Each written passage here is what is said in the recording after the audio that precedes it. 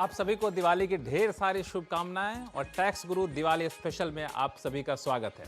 अब आप पूछेंगे कि टैक्स गुरु में दिवाली स्पेशल क्या होगा, तो बता दूं कि दिवाली स्पेशल तो हर टैक्स गुरु का एपिसोड होता है, लेकिन इस बार खास इस वजह से है कि हम आप सब कोई दिवाली की तैयारियों में जुट गए हैं। धूमधाम से दिवाली मनाएंगे, दिए जलाएंगे, पटाखे छोड़ेंगे, लेकिन इस त्यौहार की खासियत होती है वो ये कि हम सब एक दूसरे को गिफ्ट देते हैं शुभकामना के तौर पर।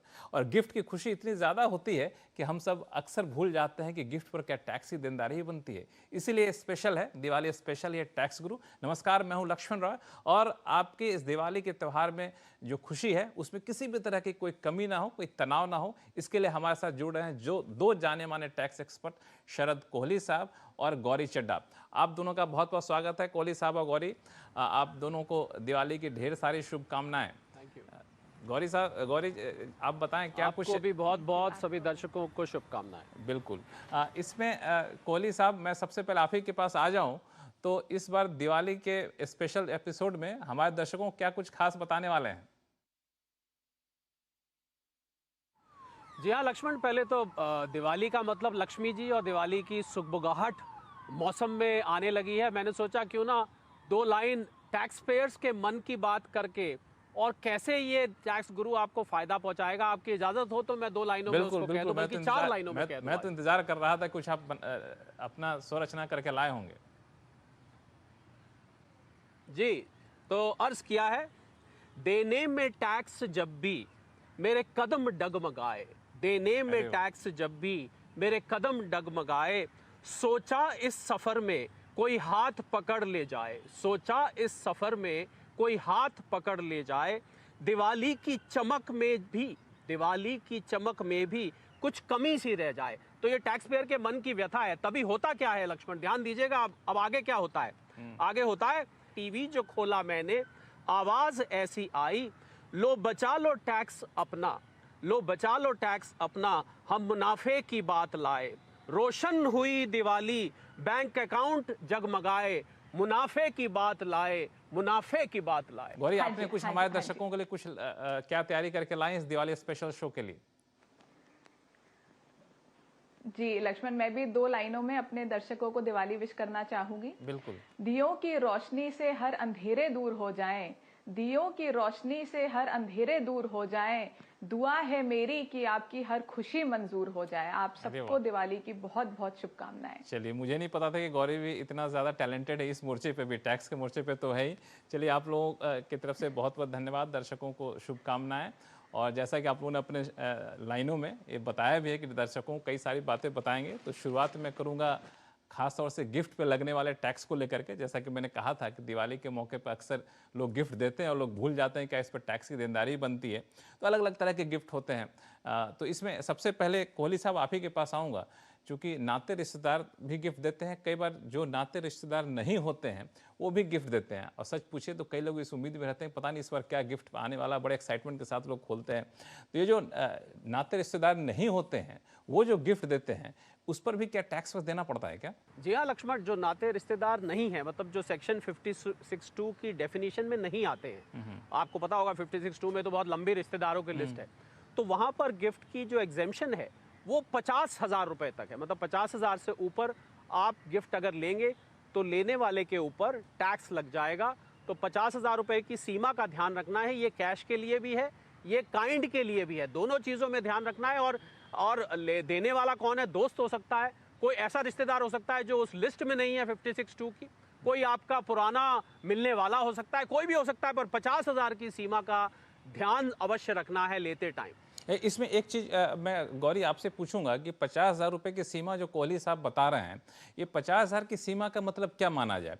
मान लिया कि हमें 4 लोगों ने गिफ्ट दिया और 4 लोगों ने गिफ्ट दिया, किसी ने 12,000 दिए, किसी ने 15,000 दिए, लेकिन 50,000 से ज़्यादा नहीं दिया, लेकिन सबको मिला दे तो 50,000 से ज़्यादा हो जाता है। तो क्या सबको मिलाने के बाद 50,000 की सीमा मानी जाएगी कि इंडिविजुअल मानी जाएगी?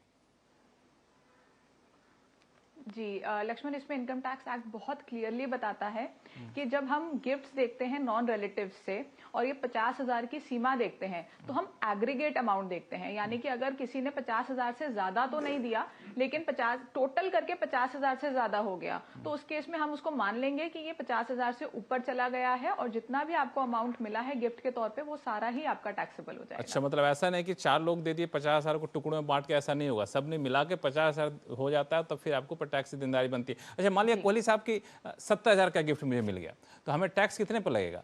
50,000 पे लगेगा या 50,000 छोड़ के 20,000 पे लगेगा या फिर पूरे 70,000 पे लगेगा? बिल्कुल लक्ष्मण, पूरे के पूरे 70,000 पे लग जाएगा। गिफ्ट और बड़ा एक महंगा चीज और पड़ेगा इसमें तो। मैं बता दूं, जो काम की बात है कि चार तरीके के मौकों पर या गिफ्ट पर ये टैक्स नहीं भी लगता है। एक तो अच्छा। शादी के दौरान जो गिफ्ट आते हैं, वो आते हैं ना लिफाफे, जो चुपचाप जेब में डाल दिए जाते हैं या पकड़ाए जाते हैं, उस पे नहीं लगेगा। आपको अगर मान लीजिए किसी की डेथ हो रही है और डेथ डिक्लेरेशन के टाइम वो गिफ्ट लिया जा रहा है प्रॉपर्टी का, उस पे नहीं लगेगा। इनहेरिटेंस से आ रहा है तब भी नहीं लगेगा। तो ये 3-4 तरीके हैं जहां पर आपको, और एचयूएफ का मान लीजिए कोई पार्टीशन हो रहा है, उसमें गिफ्ट बांटा जा रहा है, तो ये 3-4 मौके ऐसे हैं जबकि अनजान व्यक्ति भी देगा, हालांकि एचयूएफ में तो अनजान नहीं होता, तो आपको टैक्स नहीं लगेगा। शादी पे तो बहुत सारे अनजान लोग आते हैं, अनजान मेरा मतलब जो रिश्तेदार नहीं होते हैं, जो लिफाफे पकड़ा के जाते हैं, वहां जोड़ लीजिए जितना मर्जी, चाहे 5 लाख भी आ जाए, शादी के टाइम नहीं लगेगा। ध्यान रखिए, शादी हो रही होनी चाहिए। बिल्कुल, ये लगता है कि दिवाली में तो आपको लगेगा, लेकिन दिवाली के बाद जब त्योहारी सीजन शुरू होगा तब शायद ये फॉर्मूला आपका काम है। गौरी, अभी तक हम लोग चर्चा कर रहे थे कि जो नाते रिश्तेदार नहीं हैं उनके उससे मिलने वाले गिफ्ट पर किस तरह से टैक्स लेंगे। अच्छा, मान लिया नाते रिश्तेदार हैं तो उनसे जो गिफ्ट मिलता है उस पर टैक्स की देनदारी के नियम क्या कहते हैं?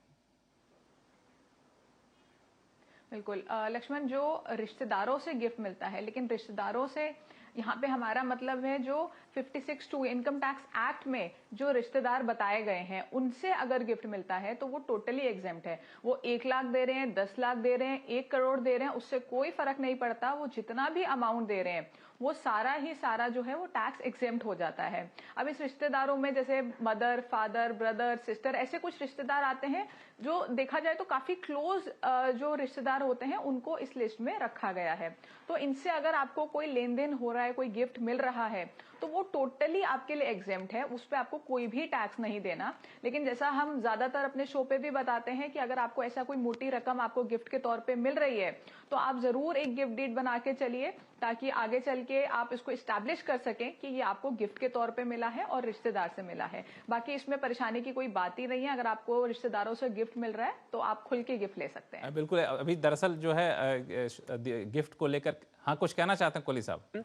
जो रिश्तेदारों की लिस्ट है, हाँ मैं ये कह रहा था, जो रिश्तेदारों की लिस्ट है वो बड़ी लंबी दी गई है, तो दूर के रिश्तेदार नाराज नहीं हो। मामा, मामी, चाचा, चाची, साला, सलज, सास, ससुर, भाई, बहन, भाभी, बड़ी लंबी लिस्ट है 56(2) में लक्ष्मण। तो जो रिश्तेदार बहुत नजदीक के नहीं भी हैं वो भी कुछ देने का सोच रहे हैं तो दिल खोल के दे, क्योंकि लिस्ट बहुत लंबी है, बिल्कुल कंजूसी ना करें। बिल्कुल, एक संक्षिप्त में बता दीजिए कोहली साहब की, अक्सर दिवाली से पहले खबरें आते हैं कंपनी ने अपने कर्मचारियों को कभी घर दे दिया गिफ्ट में, कभी कार दे दिया गिफ्ट में। हालांकि मुझे कभी ऐसा मिला नहीं, अलग बात है, लेकिन ऐसे गिफ्ट जो मिलते हैं एम्प्लॉय की तरफ से एम्प्लॉयर को, एम्प्लॉयर की तरफ से एम्प्लॉय को, माफी चाहूंगा, तो इस पर भी क्या टैक्स वगैरह लगता है कि नहीं, ये छोड़ के चला जाए, इसको काउंट ना किया जाए?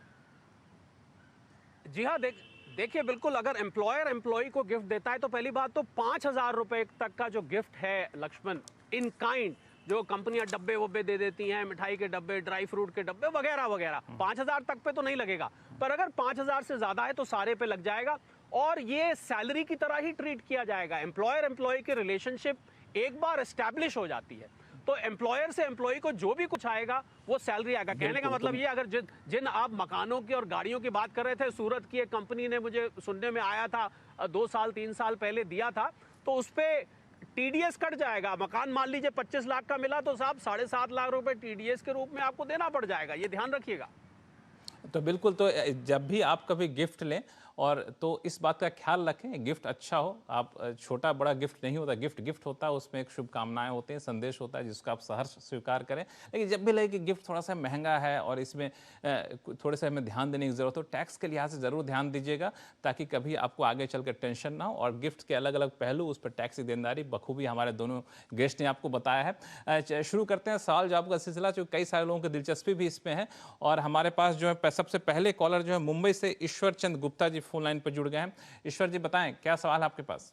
नमस्कार जी। नमस्कार। पहले तो आप सबको दिवाली की शुभकामनाएं। आपको भी ढेर सारी अच्छा, शुभकामनाएं। हाँ हाँ, धन्यवाद धन्यवाद। अच्छा, हमारा ना चांदनी चौक में आड़त का काम है, अच्छा, तो हम दिवाली को शुभ मानते हैं, तो बही खाते भी ऐसे ही मेंटेन करते हैं, दिवाली टू दिवाली।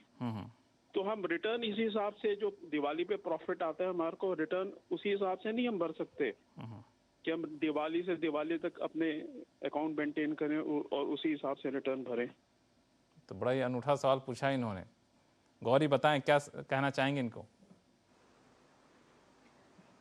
जी ईश्वर जी, देखिए चांदनी चौक पे खास तौर पे मुझे ऐसा लगता है कि बहुत लोग हैं जो दिवाली टू दिवाली अकाउंट्स अपने मेंटेन करते हैं, क्योंकि दिवाली को बहुत शुभ माना जाता है। इसके अलावा भी कई जगह मैंने देखा है दिवाली टू दिवाली लोग अकाउंट्स मेंटेन करते हैं, लेकिन अनफॉर्चुनेटली अगर आप Diwali to Diwali accounts maintain कर रहे हैं तो आपको जो इनकम टैक्स एक्ट में अपनी रिटर्न भरनी है वो आपको फाइनेंशियल ईयर ही फॉलो करना है, यानी 1 अप्रैल से 31 मार्च को ही फॉलो करना है। तो आपको इस अपने जो आपने अकाउंट्स बनाए हैं इसमें कुछ एडजस्टमेंट्स करनी पड़ेगी, और वो एडजस्टमेंट्स करने के बाद आपको अपने पूरे फाइनेंशियल ईयर के हिसाब से ही रिटर्न भरनी होगी। आप दिवाली टू दिवाली इसको नहीं दिखा पाएंगे। दिवाली टू दिवाली अपना मेंटेन तो करिए, लेकिन आपको जब सरकार को अपना रिटर्न फाइल करना है तो आपको यहाँ पे जो है सो फाइनेंशियल के हिसाब से चलना पड़ेगा, क्योंकि ये थोड़ा सा तकनीकी तौर पर पेचीदा हो सकता है अगर सरकार ऐसा प्रावधान करती भी है तो। चलिए अगले कॉलर लेते हैं। ये हमारे साथ हैं सोनिया मलिक। सोनिया मलिक साहब हमारे साथ फोन लाइन पर जुड़ गए हैं दिल्ली से। बताइए क्या उलझन आपके पास। हाँ जी, नमस्कार जी। नमस्कार। मैं सोनिया मलिक। मैं ये पूछना चाहती हूँ कि 2 साल पहले धनतेरस पे मैंने कुछ सोना खरीदा था। अच्छा। और अब इस धनतेरस पे मैं उस सोने को बेचकर और नया बढ़ा हुआ सोना मैं खरीदना चाहती हूँ, तो क्या मुझे उस प्रॉफिट पर टैक्स लगेगा? कोहली साहब, इनके सवाल को थोड़ा सा मैं इस तरह से पूछूं कि सोना खरीदा था फिर उसको बेच करके बढ़ा हुआ सोना खरीदना चाहते हैं, क्या वो सही सोच है ऐसा? जी हाँ, देखिए सोनिया जी को राय मेरी ये है कि क्योंकि धनतेरस पे लिया था, 2 साल पहले लिया था, तो सोनिया जी या तो ये है कि आप 1 साल और रुक जाइए, क्योंकि अगर 3 साल हो जाते हैं इसको तो ये लॉन्ग टर्म कैपिटल गेन बन जाता है। तो लॉन्ग टर्म कैपिटल गेन बनने में आपको फिर कई और ऑप्शन सामने आ जाते हैं। आप कह रहे हैं आपने 2 साल पहले लिया था, अब बढ़ गया, बढ़ के अगर आप फिर सोना लेती हैं तो सोना बेचकर सोना लेने का टैक्स एग्जेम्पशन का कोई प्रावधान नहीं है। हाँ, अगर आप 3 साल पुराना सोना बेचती हैं तो उसकी जगह आप सेक्शन 54F में कोई प्रॉपर्टी खरीद लें तो आपको माफ़ी मिल जाएगी। बाकी जो बढ़ा हुआ सोना है उसका मज़ा तो अपनी जगह ही है, कीमत बढ़ गई है, अब आप बढ़ के ले रहे हैं, हो सकता है आपको जेब से कुछ डालना ही ना पड़े, पर ये देखिएगा कि सेल ट्रांजैक्शन और परचेज ट्रांजैक्शन दोनों अलग अलग गिने जाएंगे, आपस में ये ऑफसेट नहीं होंगे। धनतेरस की आपको साथ में शुभकामनाएं। चलिए आपको भी ढेर सारी शुभकामनाएं। और फिलहाल वक्त हो चला छोटे से ब्रेक का, लेकिन दिवाली के मौके पे एक मुहूर्त ट्रेडिंग का भी एक खास चलन है। इस मुहूर्त ट्रेडिंग से होने वाली कमाई पर क्या लगेगा टैक्स, बताएंगे छोटे से ब्रेक के बाद।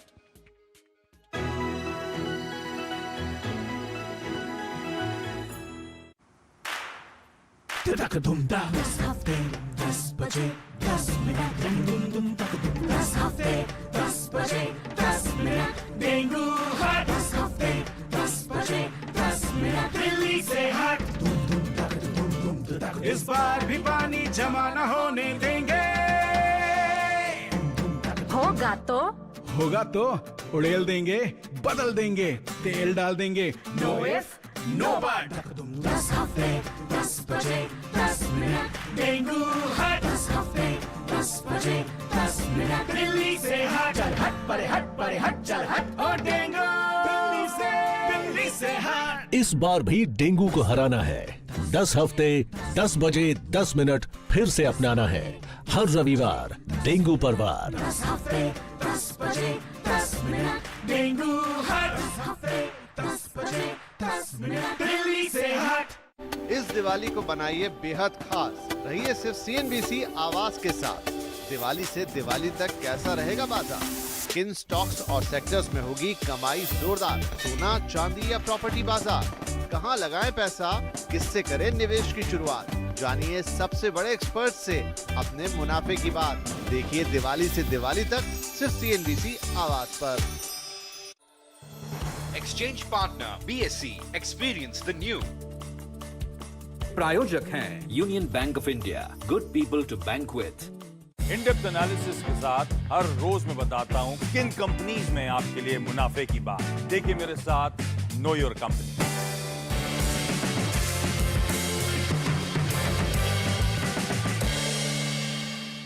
स्टार्टअप की दुनिया में जिन्होंने बनाया है नया मकाम, बिजनेस वर्ल्ड में रोशन किया अपना नाम, जो देश का बदलेंगे कल, उनसे आवाज एंटरप्रेन्योर में हर हफ्ते होगी मुलाकात, क्योंकि ये है आपके मुनाफे की बात।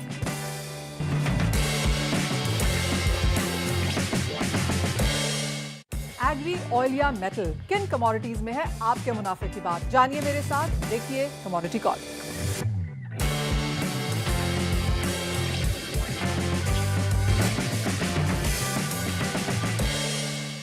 हर हफ्ते ऑटोमोबाइल की दुनिया का सफर कराती हूँ, साथ ही एक्सपर्ट्स के साथ बताती हूँ आपके मुनाफे की बात। तो देखिए अपना फेवरेट ऑटोमोबाइल शो आवाज ओवरड्राइव।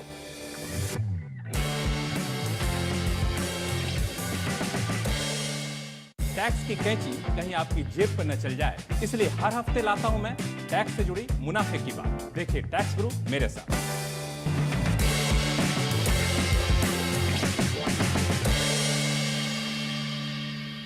स्टार्टअप की दुनिया में जिन्होंने बनाया है नया मकाम, बिजनेस वर्ल्ड में रोशन किया अपना नाम, जो देश का बदलेंगे कल, उनसे आवाज एंटरप्रेन्योर में हर हफ्ते होगी मुलाकात, क्योंकि ये है आपके मुनाफे की बात।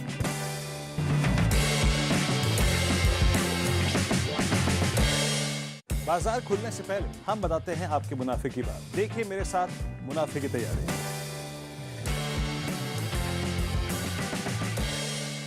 Now, buy and sell gold or silver with My Gold Card. Download the app now. इस बार दिवाली पर अपने प्रियजनों को कुछ खास तोहफा दीजिए जो उनको ताम्र याद रहे। और वो तोहफा है आपके जिले की मशहूर वस्तु। इससे दो फायदे होंगे। एक तो आप अपने प्रियजनों को एक यादगार तोहफा दे पाएंगे और दूसरा अपने जिले की मशहूर वस्तु को बढ़ावा दे रहे हैं, अर्थात आप देश की तरक्की में भागीदार बन रहे हैं। और गर्व से सबको बताइए कि आपके जिले की कौन सी वस्तु मशहूर है। जैसे अगर आप लखनऊ से हैं तो आप लखनवी चिकन की कढ़ाई का कोई कपड़ा तोहफे में दे सकते हैं। कानपुर से हैं तो चमड़े से बना कोई उत्पाद, फिरोजाबाद से हैं तो चूड़ियां, अलीगढ़ से हैं तो ताले, और अगर मुरादाबाद से हैं तो बर्तन उपहार में दे सकते हैं। कीमत तोहफे की नहीं, कीमत यादों की होती है। तो इस दिवाली अपने मित्रों, रिश्तेदारों या प्रियजनों को तोहफे में दीजिए अपने जिले की खास चीज, जिसे वो आपकी यादों के तौर पर संभाल कर रख सके। आइए आदरणीय प्रधानमंत्री श्री नरेंद्र मोदी जी के वोकल फॉर लोकल अभियान से जुड़कर घर ले आए यूपी की बेमिसाल हुनर। आपका यह कदम लाखों परिवारों की जिंदगी में एक नई रोशनी लाएगा। आप सभी को दीपावली की हार्दिक शुभकामनाएं। आप सभी को दीपावली की हार्दिक शुभकामनाएं। यूपी का हुनर अब आपके घर।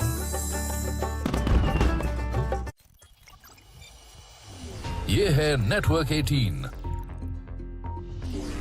और आप देख रहे हैं CNBC Awaaz, powered by eBix cash. eBix cash हर खुशी के लिए काफी है।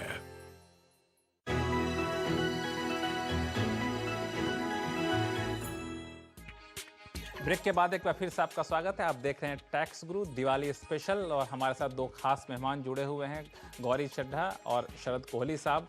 सबसे पहले ये तो पूछूं अपने गेस्ट से कि क्या आप लोग भी शगुन के तौर पर ताश पत्ती वगैरह खेलते हैं क्या दिवाली के मौके पे? कोहली साहब। नहीं, मैं तो नहीं खेलता हूँ लक्ष्मण, पर मैं ऐसे बहुत सारे लोगों को जानता हूँ और बहुत सारे लोग इसको खेलते हैं। ये मुझे जरूर इसकी बात का पता है। अच्छा, और बहुत बड़ा सारे लोग मजा लेके खेलते हैं और बड़ा इंतजार करते हैं। इंतजार करते हैं। अच्छा गौरी, आप खेलती हैं कि नहीं? देखिए लक्ष्मण, मैं सच बताऊं तो ऐसी पार्टीज के इनवाइट तो बहुत आते हैं, लेकिन आप हम नहीं जाते भी हैं। हाँ। लेकिन ताश में इतना इंटरेस्ट नहीं है। अच्छा, लेकिन कम से कम इतना जरूर जाते हैं, बट ताश में इतना इंटरेस्ट नहीं है, तो कार्ड्स नहीं खेलते हैं। नहीं खेलती, चलिए खैर नहीं खेलते, लेकिन आपके क्लाइंट, आपके जानने वाले सब खेलते होंगे, तो कई बार ये सवाल उठता होगा कि ताश पत्ती वगैरह में जो कोई जीतता है कोई हारता है, लेकिन जो जीतता है उसको जो आमदनी होती है क्या वो भी टैक्स के दायरे में आते हैं? गौरी। जी देखिए, जो कार्ड से आपको इनकम होती है वो हम कैजुअल इनकम मानते हैं। अच्छा। यानी कि इसके लिए आपने कुछ खास एफर्ट नहीं किया है, तो ये आपको बाय द वे इनकम आपकी मिल गई, आपकी किस्मत से आपको मिल गई, तो सरकार इस पे थोड़ा सा एक्स्ट्रा टैक्स लेती है। तो अब इसमें जैसे अगर हम कार्ड्स गेम की बात करें तो इस पे कोई टीडीएस तो कट के आपको मिलेगा नहीं, ये तो आपने आपस में ही खेला 4 लोगों ने और आपने कुछ कमाई कर ली और आप उसको घर लेके आ गए। तो आपको खुद सेल्फ डिक्लेरेशन पे इसको अपनी इनकम में ऐड करना है और इस पे 30% का टैक्स आपको देना होगा। यहाँ पे कोहली साहब, एक चीज़ मैं आपसे पूछूंगा, जो इन्होंने टैक्स की देनदारी बताई, कार्ड से जो होने वाली कमाई है, इसमें कई लोग पैसा गंवा भी देते हैं, तो इसका कोई प्रावधान है क्या कि पैसा हमने गंवा दिया तो जी हमें कहीं पे इसके एवज में एग्जम्पशन मिल जाए, कहीं छूट मिल जाए, क्लेम कर सकें लॉस के तौर पे? नहीं, इसमें लक्ष्मण, पहले तो ये ध्यान रखना है कि ये जो कैजुअल इनकम होती है इसमें आपको बेसिक एग्जेम्पशन लिमिट अप्लाई नहीं करती। मतलब ये नहीं दे सकते मेरा 2.5 लाख तक इनकम है या नहीं है। इसमें एटीसी वगैरह का फायदा भी नहीं उठा सकते हैं आप, कोई खर्चे भी नहीं क्लेम कर सकते। आप कहें कि मैं ताश खेलते टाइम साथ में नमकीन वगैरह खा रहा था या मैंने मिठाई खरीदी साथ में, वो सब भी नहीं चलेगा। और कैजुअल इनकम को कैजुअल लॉस के अगेंस्ट ही सेट ऑफ किया जा सकता है, ये आप बाकी इनकम्स के अगेंस्ट इसको सेट ऑफ नहीं कर सकते हैं। चले, एक सवाल हमारे पास आया है भोपाल से सिमरन कौर जी का, जो कि फोन लाइन पे जुड़ गई हैं। सिमरन, बताएं क्या पूछना चाहती हैं? मैं ये पूछना चाहती हूँ कि अभी कुछ दिन पहले मैं अपने रिश्तेदारों के लिए कुछ तोहफे खरीदने गई थी। तो उन तोहफों को 5 तरह के तोहफे थे, जिसमें कि चॉकलेट का बॉक्स था, कोल्ड ड्रिंक का पैक था, परफ्यूम सेट था, मिक्स ड्राई फ्रूट्स का पैक था, मिठाई थी। उन सबको मैंने एक में पैक करा दिया और जिसका कुल वैल्यू 1500 निकली थी और उस पर उन्होंने जीएसटी चार्ज कर दिया था 600 रुपये का। तो कुल कीमत 2100 हो गई थी। तो उन्होंने 40% जो जीएसटी चार्ज किया है, क्या वो सही है? ना, ये एक सवाल बड़ा उठता है कोहली साहब कि हमने सामान सब पैक करा लिया और उसमें अलग अलग आइटम के हैं, उनके अलग जीएसटी के स्लैब रेट भी होंगे, किसी में 18%, किसी में 6%, किसी पे नील जीएसटी लगता होगा। लेकिन जब एक साथ पैक कर ले तो जीएसटी की दरें क्या हो सकती है? कोहली साहब। जी हाँ लक्ष्मण, ये तो बड़ा मज़ेदार गिफ्ट पैक ही बड़ा अट्रैक्टिव सा लग रहा है जो सिमरन जी ने पैक कराया है। देखिए, दुकानदार ने ठीक किया, क्योंकि इसमें जो एक आइटम है मुझे वो कल्परेट नज़र आ रहा है। जो सॉफ्ट ड्रिंक्स आपने जिक्र किया उस पर 28% लगता था जीएसटी, 12% अक्टूबर से एक अमेंडमेंट आई, 12% उस पर सेस भी लगा, मतलब 40%।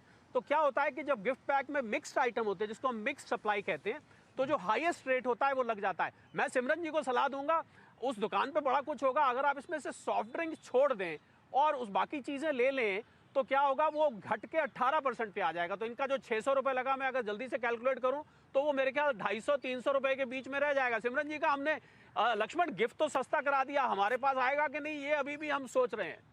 सिमरन जी यही बताएंगे, लेकिन ये ज़रूर है कि इसमें एक फ़ायदा और होगा कि अलग करा दिया आपने तो 2 गिफ्ट दिखेंगे इस तरह से, तो ये भी इसका जो एक आकर्षण ज़्यादा बढ़ जाएगा। खैर, गिफ्ट के साथ साथ जैसा कि हमने शो में ब्रेक से पहले बताया था कि अक्सर लोग मुहूर्त ट्रेडिंग करते हैं दिवाली के मौके पे, तो उस पर क्या टैक्स की देनदारी अलग होती है या फिर सामान्य होती है? तो गौरी, आप ही से पूछना चाहूँगा, क्या होता है प्रावधान, क्या है मुहूर्त ट्रेडिंग का? देखिए, मुहूर्त ट्रेडिंग जब दिवाली के टाइम पे 1 घंटे के लिए शायद जो है ट्रेडिंग सेल खोला जाता है, तो उसमें आप लोग बहुत ट्रेडिंग करते हैं, लेकिन उसमें कोई अलग से प्रावधान नहीं है टैक्स बचाने का या टैक्स देने का। तो मैं जल्दी से आपको सारे प्रावधान बता देती हूँ किस तरह से जो है हम जब ट्रेडिंग करते हैं तो उसकी कैलकुलेशन किस तरह से होती है। तो अगर तो आपने आज एक शेयर खरीदा और आपने उसको 1 साल के बाद बेचा, तो ये आपका लॉन्ग टर्म कैपिटल गेन आ जाएगा और आपको इसके ऊपर long term capital gain tax देना होगा, जो आपका 10% पे आता है। इसके अलावा अगर आपने इसको शॉर्ट टर्म पे बेचा है 1 साल से पहले, तो ये शॉर्ट टर्म कैपिटल गेन हो जाएगा। अब अगर आप बहुत ज्यादा खरीद बेच कर रहे हैं, फ्रीक्वेंसी बहुत ज्यादा है, तो आप इसको अपनी बिजनेस इनकम भी मान सकते हैं। और बिजनेस इनकम अगर आप मानते हैं तो आप इसमें से कुछ खर्चे भी डिडक्ट कर सकते हैं। और अगर हम बात करें इंट्राडे और F&O की, तो उनको माना ही बिजनेस इनकम जाता है। जो इंट्राडे होता है वो स्पेक्युलेटिव बिजनेस इनकम होती है और जो F&O होता है वो आपकी नॉन स्पेक्युलेटिव बिजनेस इनकम मानी जाती है। कोहली साहब, कुछ आप ऐड करना चाहेंगे? जी हाँ, बिल्कुल। मैं तो कहूँगा मुहूर्त ट्रेडिंग जब होती है तो उस समय अगर नॉर्मली होता क्या है कि आप उस समय कुछ लक्ष्मी जी का स्वागत करना चाहते हैं, कुछ प्रॉफिट बुक करना चाहते हैं। बिल्कुल, अगर आपने उसी समय खरीद के उसी समय बेचा है तो वो इंट्राडे, वो स्पेकुलेटिव में चला जाएगा। मतलब या तो वो कैपिटल गेन होगा, या वो जैसा कि गौरी ने बताया, या वो बिजनेस इनकम। बिजनेस इनकम दो तरीके की, इंट्राडे या आप F&O कर रहे हैं, तो बस ये ध्यान रखना है। बाकी लक्ष्मी तो लक्ष्मण जिस फॉर्म में आए उसका स्वागत है। टैक्स वैक्स की देखी जाएगी ना, बाद में दे देंगे टैक्स, अभी बता दिया उसके हिसाब से दे दीजिएगा आप। इस दिवाली स्पेशल टैक्स गुरु के अलावा भी हम लोग हर हफ्ते करते रहते हैं स्पेशल, वहाँ आपको बताएंगे टैक्स की देनदारी कैसे कम किया जाए। गौरी, कोहली साहब, आप दोनों का बहुत बहुत शुक्रिया हमारे सभी सवालों का जवाब देने के लिए। आपको दीपावली की ढेर सारी शुभकामनाएं, और मैं उम्मीद करता हूं कि ऐसे ही हम अपने दर्शकों के लिए लक्ष्मी लाते रहेंगे, और लक्ष्मी के ऊपर कोई टैक्स की देनदारी हुई तो उसको भी कम करते रहेंगे। आप दोनों का बहुत बहुत शुक्रिया। तो आपका भी बहुत बहुत शुक्रिया CNBC आवाज़ का इस खास एपिसोड को देखने के लिए। आपके पास कोई भी सवाल हो, चाहे GST जुड़ा हुआ हो या फिर इनकम टैक्स जुड़ा हुआ, तो आप हमें लिख भेजिए tax@moneycontrol.com पर। आप अपने सवाल के साथ अपना नाम और मोबाइल नंबर लिखना ना भूलें। नमस्कार, देखते रहिए CNBC आवाज़।